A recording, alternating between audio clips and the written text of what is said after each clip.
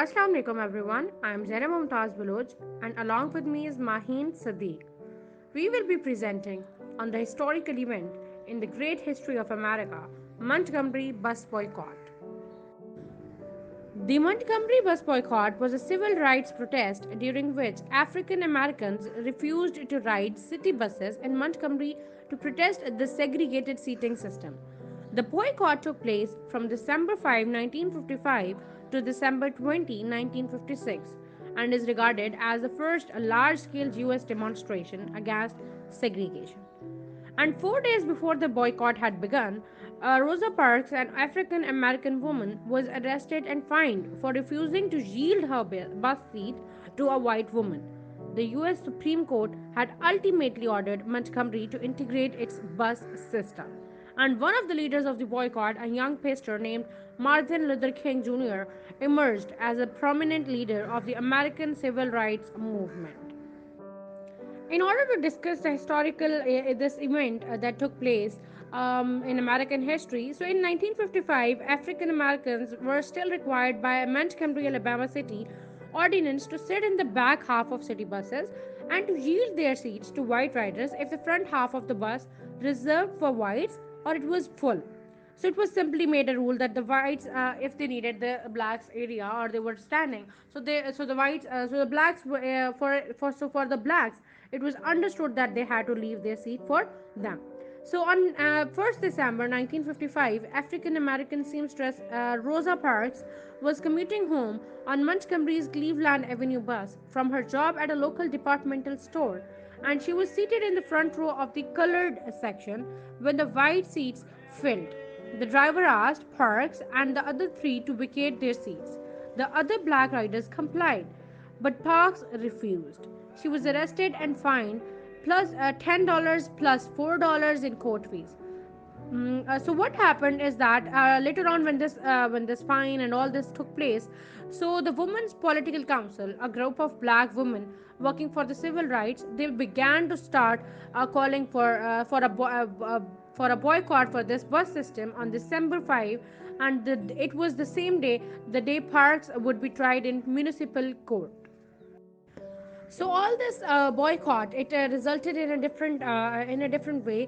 What happened is that the black ministers announced their boycott in church on December 4, and different articles were published on the front page in the newspapers in order to show their solidarity, or in order to show their strike or the boycott that was taking place for the sake of black riders' rights.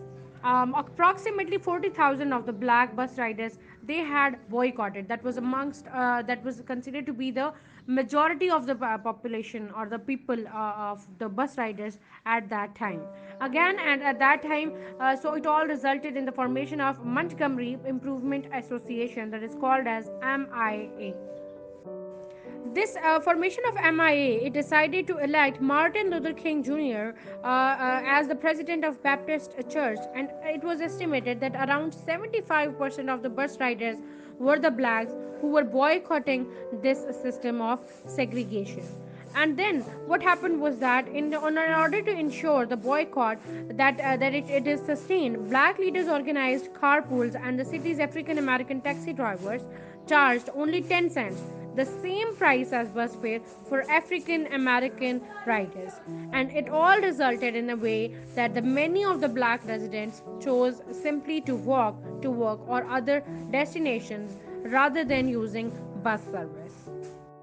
Now I'm going to discuss integration at last. On June 5, 1956, a Montgomery federal court ruled that any law requiring racially segregated seating on buses violated the 14th Amendment to the US Constitution. The amendment, adopted in 1868 following the US Civil War, guarantees all citizens, regardless of race, equal rights and equal protection under state and federal laws. The city appealed to the US Supreme Court, which upheld the lower court's decision on December 20, 1956. Montgomery's buses were integrated on December 21, 1956, and the boycott ended. It has lasted 381 days. After that, bus boycott meets with violence. Integration, however, met with significant resistance. and even violence. While the buses themselves were integrated, Montgomery maintained segregated bus stops. Snipers began firing into buses, and one shooter shattered both legs of a pregnant African American passenger. In January 1957, four black churches and the homes of the prominent black leaders were bombed. A bomb at King's House was defused. On January 30, 1957. The Montgomery police arrested seven bombers. All were members of the Ku Klux Klan, a white supremacist group. The arrest largely brought an end to the busing related violence. Bus boycott puts Martin Luther King Jr. in spotlight. The Montgomery bus boycott was significant on several fronts. First, it is widely regarded as the earliest mass protest on behalf of the civil rights in the United States, setting the stage for additional large-scale actions outside the court system to bring about fair treatment for African Americans. Second, in his leadership of the MIA, Martin Luther King Jr. emerged as a prominent national leader of the civil rights movement.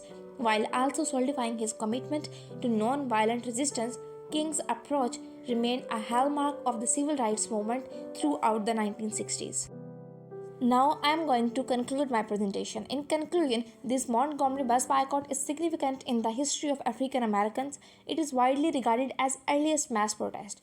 This boycott brought national and international attention on civil rights movement. That's all from my side. Thank you so much.